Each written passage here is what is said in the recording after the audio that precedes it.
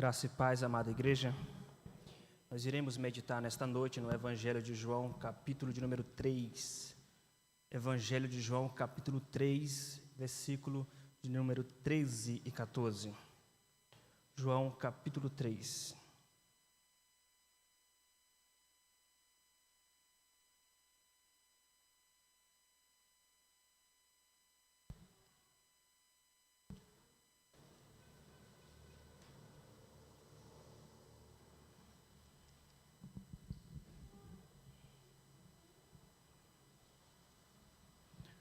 Evangelho de João, capítulo de número 3, versículo 13 a 14.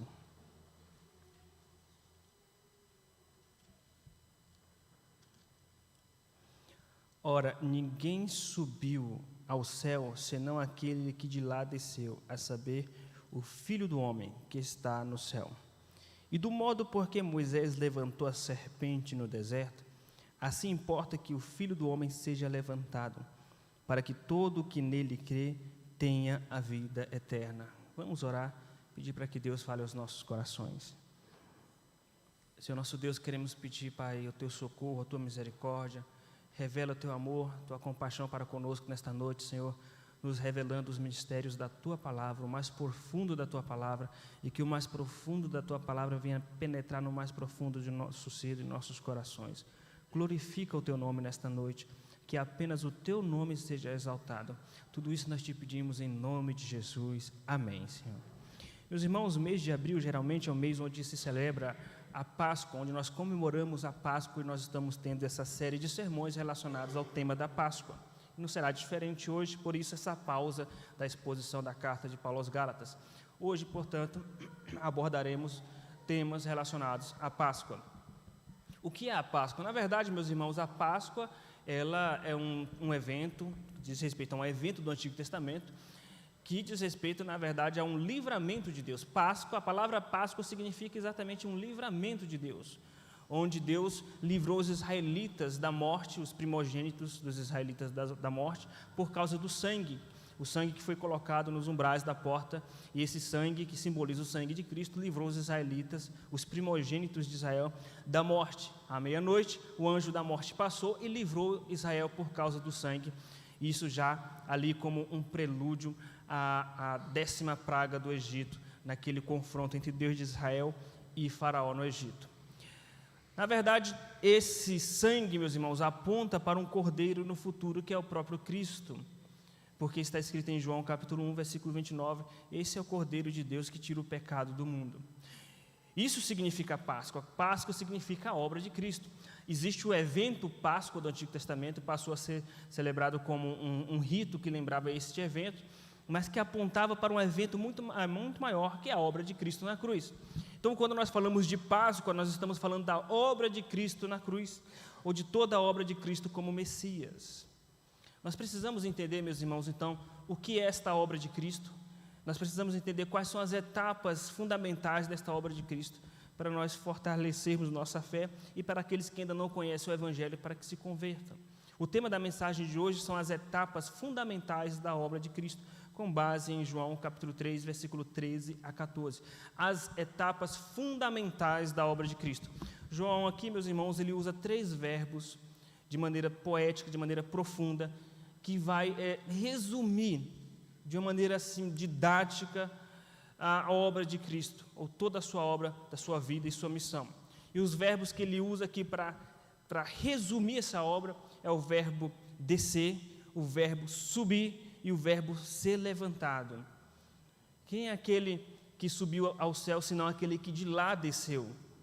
E aquele que foi levantado, porque é necessário que o Filho do Homem seja levantado. Então ponha no seu coração, nas tábuas do seu coração, em sua memória, esses 3 verbos, para você lembrar da obra de Cristo por completo, porque esses 3 verbos, eles resumem a obra de Cristo: descer, subir e levantar. Ele desceu do céu, ele foi levantado numa cruz, e ele subiu ao céu, está à direita de Deus Pai Todo-Poderoso. Veja que esse pequeno versículo aqui, o versículo 13 e versículo 14, resume a obra de Cristo. As 3 etapas fundamentais da obra de Cristo. E falar de Páscoa é falar da obra de Cristo.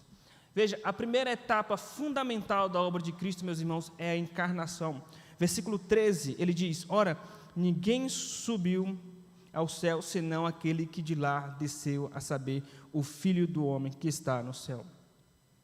A primeira etapa da obra de Cristo foi a encarnação, foi sua descida até a terra. Ninguém subiu, senão aquele que de lá desceu. Então, ele desceu do céu, se tornou homem, o verbo se fez carne e habitou entre nós, diz João no capítulo 1. O verbo era Deus, o verbo estava com Deus, o verbo se tornou carne e habitou entre nós. João escreve em sua epístola, no capítulo 1 de 1 João, que a respeito do testemunho, a respeito do verbo, que ele mesmo, os apóstolos, eles apalparam, tocaram nesse verbo que se tornou carne. A encarnação de Cristo Jesus, meus irmãos, foi um evento fundamental para a nossa salvação. Veja, onde João, ele aponta para a encarnação de Cristo no texto, não só no verbo descer, mas quando ele usa o título Filho do Homem. Ele diz no capítulo 3, versículo de número 13, ora, ninguém subiu ao céu, senão aquele que de lá desceu, a saber, o Filho do Homem. O que significa esse título, Filho do Homem? Em primeiro lugar, aponta para a humanidade de Cristo, para seu aspecto humano, físico. Aponta para o fato de que o próprio Deus se tornou homem, se tornou carne. Esse título no Antigo Testamento é uma referência, um sinônimo de humanidade. Observe que em Isaías capítulo 51, versículo 12, está escrito: eu, o Senhor, é quem vos consola.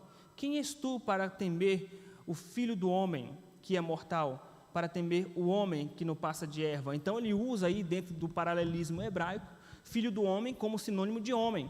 Então, filho do homem é uma expressão para enfatizar o aspecto material, o aspecto físico do ser. Isso mostra que a intenção de João, ao se referir aqui a Jesus como o Filho do Homem, é para enfatizar o aspecto da encarnação de Cristo. O verbo se fez carne e nasceu da descendência de Davi, conforme as promessas do Antigo Testamento, para nos salvar. Agora, veja, por que ele teve que se tornar carne? Porque sem o derramamento de sangue não há remissão de pecados, está escrito em Hebreus 9, 22. Para que Deus pudesse nos redimir, era necessário que, mesmo sendo Ele o próprio Deus, o Deus Filho, era necessário que Ele se tornasse carne, para nos substituir, para derramar o seu sangue, porque Deus estava salvando na cruz, não a anjos, Deus estava salvando a homens, a pessoas. Então, para que Deus nos salvasse, era necessário que o substituto fosse um ser humano. Todavia, Deus não encontrou nenhum ser humano capaz de nos substituir na cruz, porque não basta ser uma morte. É uma morte precedida por uma obediência fiel. E Cristo foi obediente, e obediente até a morte, e morte de cruz, diz Filipenses capítulo 2, versículo de número 8. Então, Ele derramou o seu sangue, Ele cumpriu a redenção em Cristo Jesus através, ou inicialmente, com a encarnação. Então, a encarnação tem esse propósito redentivo. Agora, esse título também de Filho do Homem não apenas aponta para o aspecto físico de Jesus, mas nos faz lembrar de quem Ele é, porque Filho do Homem diz respeito ao Messias. Daniel capítulo 7, Daniel capítulo 10, onde Daniel relata que ele teve uma visão como que o Filho do Homem vindo entre as nuvens. Obviamente, de acordo com Apocalipse capítulo 1, esse Filho do Homem é o próprio Cristo Jesus. Então, o Filho do Homem é uma referência ao aspecto humano e, ao mesmo tempo, é uma referência messiânica. Isso mostra que Cristo ele cumpriu as promessas messiânicas e Ele é o próprio cumprimento destas promessas messiânicas. Nós precisamos entender que junto com a encarnação de Cristo está envolvido aí a humilhação de Cristo, porque o próprio Deus, o Deus Todo-Poderoso, Criador dos céus e da terra, se tornou um ser humano, a começar se tornando um bebê no ventre de Maria. Então, pense um pouco a respeito disso. O verbo era Deus, ele estava com Deus, e esse verbo era o próprio Deus, mas esse verbo se tornou carne e habitou entre nós. Agora imagine isso, Deus, Criador de todas as coisas, que está acima da matéria, acima de tudo, criou o universo, criou tudo, de repente estava dentro do ventre de uma mulher. Por isso que é difícil as pessoas entenderem isso, e nunca vão entender, porque é um milagre, e só foi possível através do poder do Espírito Santo. Mas ali começou a humilhação de Cristo, porque Cristo tornou-se um ser limitado, um ser dependente de outro ser, porque ele teve que aprender a andar, aprender a falar, aprender a ler, teve que estudar, ele aprendeu ali com a escola dos escribas, teve que aprender tudo do zero, mas não é que ele perdeu o seu poder divino, não é que ele perdeu a sua onisciência, é que ele não quis usar a sua onisciência, não quis usar os seus poderes, seus atributos divinos. E por que ele não quis usar? Porque isso fazia parte da humilhação. Ele usava seus poderes divinos, ele sabia, por exemplo, o que se passava no coração dos fariseus, mas ele só usava quando o Pai o autorizava. Por isso que está escrito em João: eu vim para fazer a vontade do meu Pai. Observe que antes de escolher os 12 discípulos, ele passou a noite orando.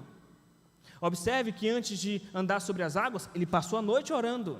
Isso significa que ele agia com seu poder divino, mas só debaixo da autorização do Pai. Isso é humilhação. Ele teve que passar por todo esse processo de humilhação e ser obediente, e obediente até a morte. Essa humilhação, meus irmãos, faz parte da nossa salvação. Por isso que ele exemplificou a sua humilhação no lavar dos pés dos discípulos. Naquela noite em que ele lavou os pés dos discípulos, os discípulos não estavam entendendo. Porque para ele nos salvar, para ele nos lavar com o lavar regenerador da palavra, foi necessário ele se humilhar. Isso faz parte da salvação, do plano de salvação de Cristo Jesus, a encarnação, que é uma humilhação.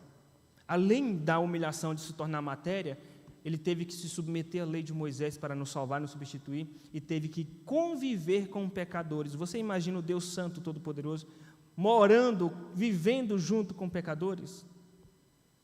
É difícil conviver com pecadores, é ou não é? É difícil. Não é difícil viver com você? Não é difícil uma pessoa conviver com você? Pergunta para sua esposa, para o seu marido, para sua mãe, para o seu pai, para o seu filho, para o seu irmão. Nós somos difíceis de conviver. Agora você imagina o Deus Santo convivendo com seres pecadores. Teve que suportar a traição de Judas, teve que suportar o abandono dos seus amigos, dos seus discípulos. Isso tudo faz parte da humilhação. Então ele desceu do céu. Agora veja que dentro da teologia algumas pessoas confundem essa questão do fato de Jesus ter descido do céu. Ele desceu do céu e habitou entre nós. Algumas pessoas interpretam ou acham que Jesus desceu foi ao inferno. Você já ouviu falar sobre isso? Que Jesus desceu ao Hades, desceu ao inferno, por causa de Efésios capítulo 4, que ele desceu às regiões inferiores da terra. Mas aquilo ali não está falando do inferno, meus irmãos. Ali é um qualitativo da terra, um adjetivo da terra. O que é a terra? A terra é uma região inferior comparando com o lugar onde ele estava antes. Ele estava nas regiões celestes e teve que descer para as regiões da terra. E as regiões da terra são regiões inferiores, ou pecaminosa, caída, comparada ao lugar santo onde jaz a habitação de Deus. Não significa que Jesus desceu ao inferno. Na verdade, o inferno desceu até Jesus na cruz de Cristo, porque a ira de Deus foi que caiu em Cristo Jesus. Jesus não desceu até o inferno abrindo as celinhas do inferno, pregando para as almas em prisão. Quando Pedro fala isso em sua carta, que Jesus pregou aos espíritos em prisão, ali está falando do Espírito de Cristo, que é o Espírito Santo, que estava em Noé, pregando aquelas almas perdidas, que eram aquelas pessoas do tempo de Noé, e eles não quiseram se converter. Almas em prisão significa almas que são escravas do pecado. Como qualquer ser humano que não tem Jesus, é uma alma que está em prisão. Porque Jesus diz em João capítulo de número 8, versículo de número 34, todo aquele que pratica o pecado é escravo do pecado. Ou seja, é uma alma em escravidão. Não é que Jesus desceu ao inferno, é que o Espírito de Cristo estava em Noé, pregando aos espíritos em prisão daquela época, que eram as pessoas que viviam em pecado, não eram almas que estavam no inferno. E quando a Bíblia diz em Efésios 4 que Jesus desceu às regiões inferiores da terra, não é que Jesus desceu no inferno de Dante, ou desceu por um buraco de um vulcão cheio de larvas e chegou lá para pregar aos espíritos. Não! As regiões inferiores da terra é essa própria terra, e Jesus teve que habitar com pecadores. Isso faz parte da humilhação de Cristo. A encarnação trouxe essa humilhação de Cristo Jesus. Então, meus irmãos, a primeira etapa, que é uma etapa fundamental da obra de Cristo, é a encarnação. Ele desceu do céu. A segunda etapa, que é fundamental na obra de Cristo, é a redenção. Ele desceu do céu e ele foi levantado. Veja o que diz o versículo de número 14, meus irmãos. Versículo 14. E do modo porque Moisés levantou a serpente no deserto, assim importa que o Filho do Homem seja levantado. Importa que o Filho do Homem seja levantado. Está escrito em Gálatas: maldito aquele que for pendurado no madeiro. Para que Jesus nos salvasse, nos redimisse, era necessário que ele fosse pendurado no madeiro, era necessário que ele fosse levantado, e levantado numa cruz. Agora, a cruz de Cristo, o levantar de Jesus na cruz para nos salvar foi simbolizado através de um evento real que aconteceu no Antigo Testamento, que está registrado em Números capítulo 21, a respeito da mordidura das serpentes abrasadoras. O povo de Israel estava circundando o Mar Vermelho, indo em direção à terra prometida, e quando estava no deserto de Edom, começou a murmurar contra Deus. Não temos água, nós já estamos com sede, Deus nos trouxe para essa terra, para esse deserto, para morrermos, e nós estamos comendo apenas este pão maldito, maligno.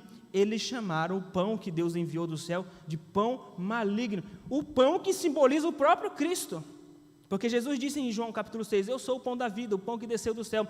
Os israelitas que estavam recebendo esse pão diariamente do próprio Deus, eles murmuraram contra Deus no deserto, dizendo que esse pão era maligno, um pão vil, maligno, por causa da murmuração, por causa da ingratidão no deserto. O que Deus fez com os murmuradores e os ingratos?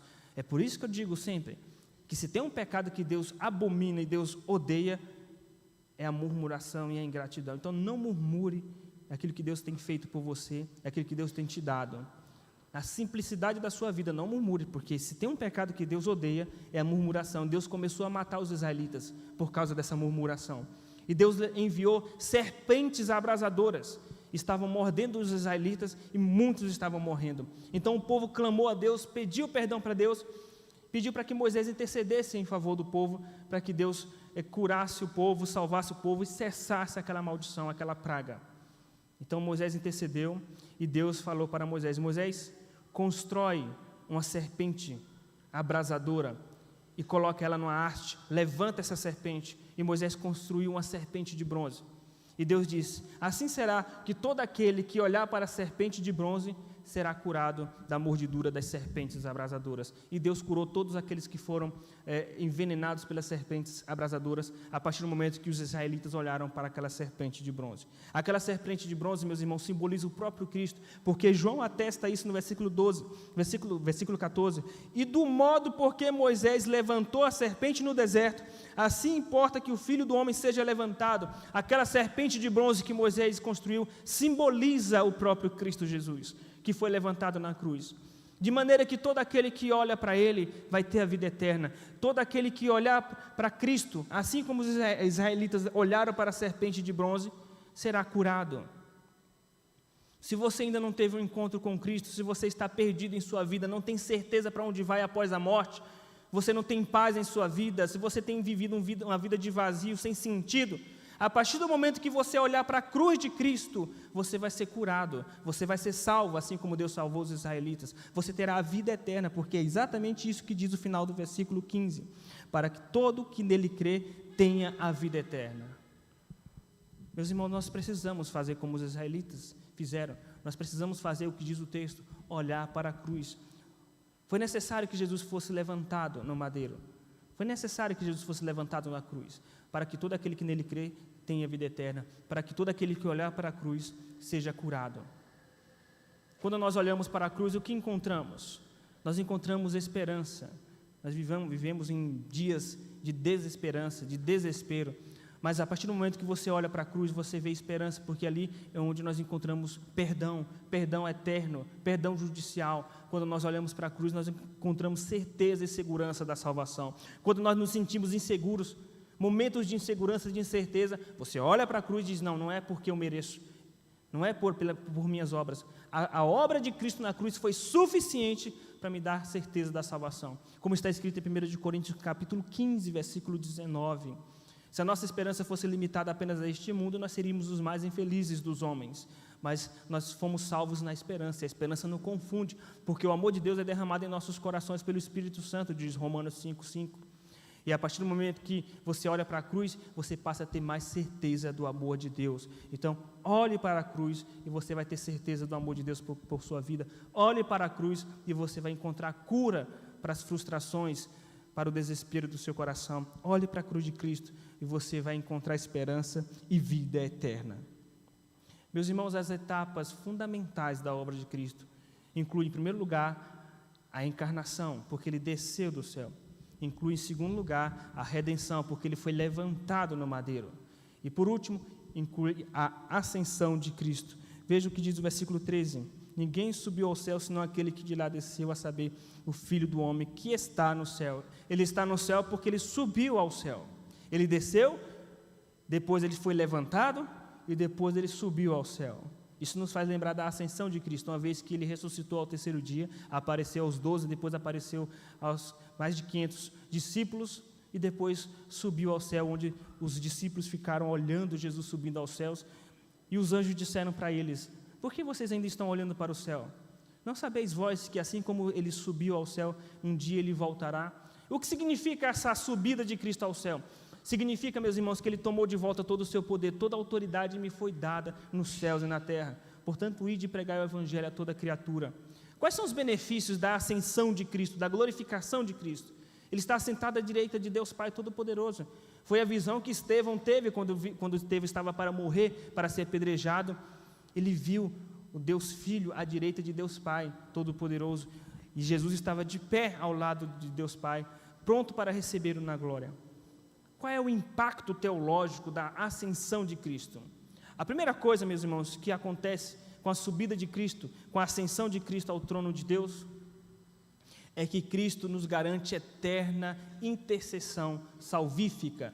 No Antigo Testamento, o sumo sacerdote, ele intercedia pelo povo, pelo pecado do povo, mas de maneira contínua, de maneira interminável, porque o povo continuava pecando e o sacrifício era insuficiente. Assim como Moisés também intercedia pelo povo e o povo continuava pecando, era necessário Moisés, como mediador da antiga aliança, interceder. Mas de acordo com Hebreus capítulo 9, Jesus, ele é o mediador da nova aliança, e como o sumo sacerdote, um sacerdócio perfeito e eterno, ele sacrificou a si mesmo, ofereceu a si mesmo como oferta agradável a Deus. De acordo com Romanos capítulo 8, está escrito no versículo 33 e 34, quem intentará acusação contra os eleitos de Deus? É Deus quem os justifica. Antes, Jesus, que está à direita de Deus Pai, é quem intercede por eles. A intercessão de Cristo junto ao trono é diferente da intercessão do Espírito, porque em Romanos capítulo 8, versículo de número 23, está escrito que o Espírito Santo nos dá assistência à nossa fraqueza, intercedendo por nós com gemidos inexprimíveis. A intercessão do Espírito nada mais é do que o Espírito de Deus, o Espírito Santo, pedindo ao Pai para que Deus nos conceda aquilo que é o melhor, não aquilo que nós queremos, para que o caráter de Cristo seja implantado em nós. E isso acontece geralmente nos momentos de fraqueza, porque no momento de fraqueza nós não sabemos o que pedir, ficamos perdidos e às vezes pedimos aquilo que não deveríamos pedir, não sabemos orar como convém. Essa é a intercessão do Espírito. Mas a intercessão de Cristo junto ao Pai, com a subida, com a ascensão de Cristo junto ao Pai, junto ao trono de Deus, é para nos garantir eterna salvação. É uma ascensão que inclui a intercessão eterna como sacerdócio. Então Jesus, ele é como um emblema, Jesus é como uma marca, como um sinal no céu eterno, um sinal eterno no céu, que vai dizer que você tem uma eterna salvação. Por isso, aquele que nele crê tem a vida eterna. Está escrito em João capítulo 10. Eu dou a minha vida pelas minhas ovelhas, elas jamais perecerão. Eu lhes dou a vida eterna, jamais perecerão.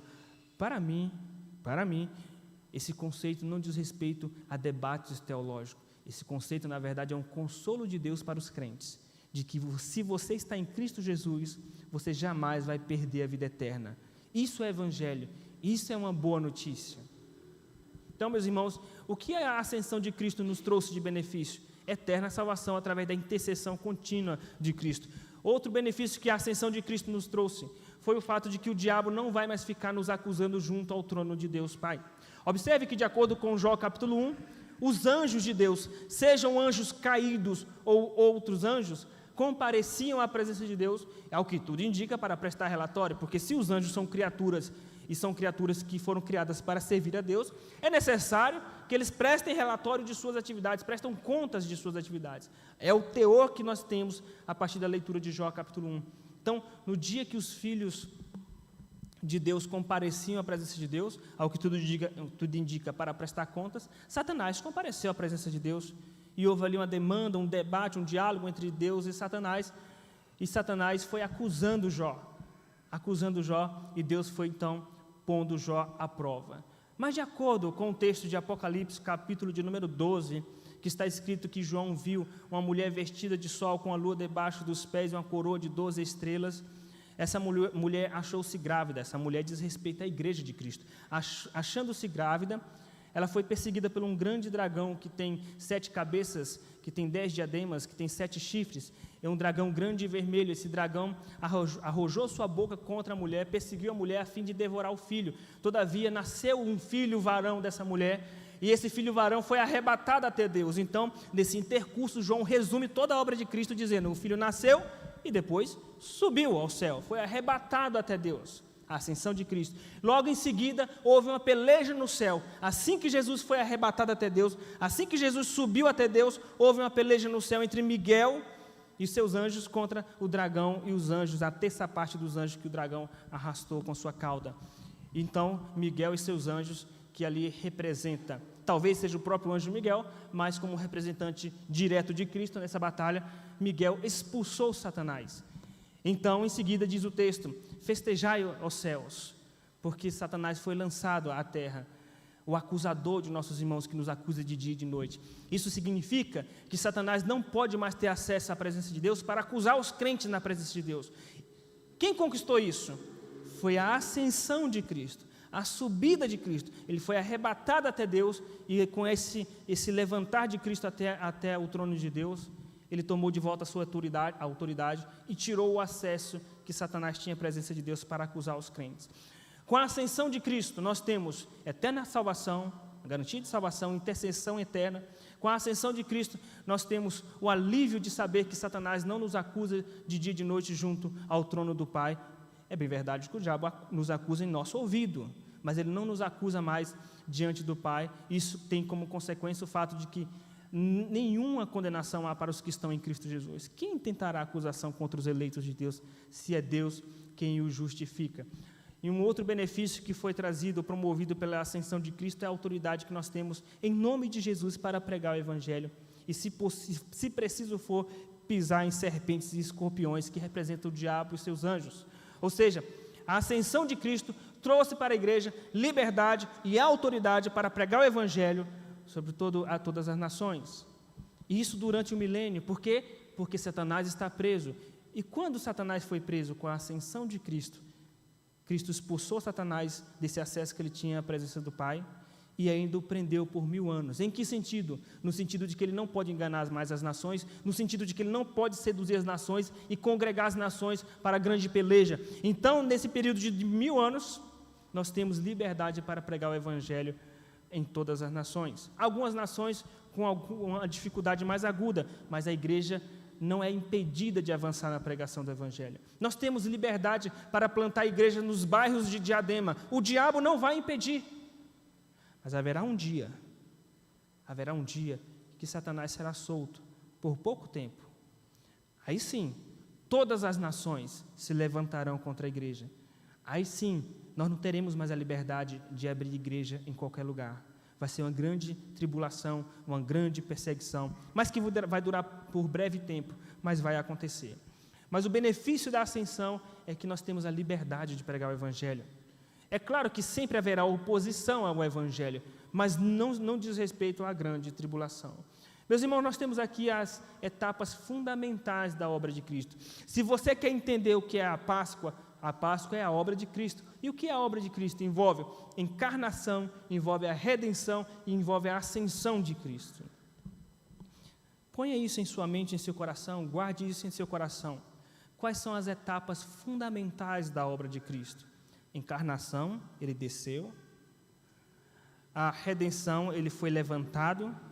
E a ascensão, ele subiu ao céu. Que Deus assim nos abençoe, meus irmãos.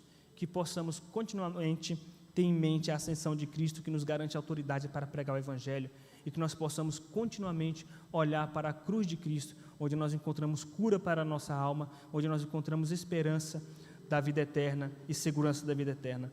Quando você estiver triste, quando você estiver frustrado, quando você estiver inseguro, olhe para a cruz, porque é na cruz de Cristo que nós vamos encontrar segurança e paz.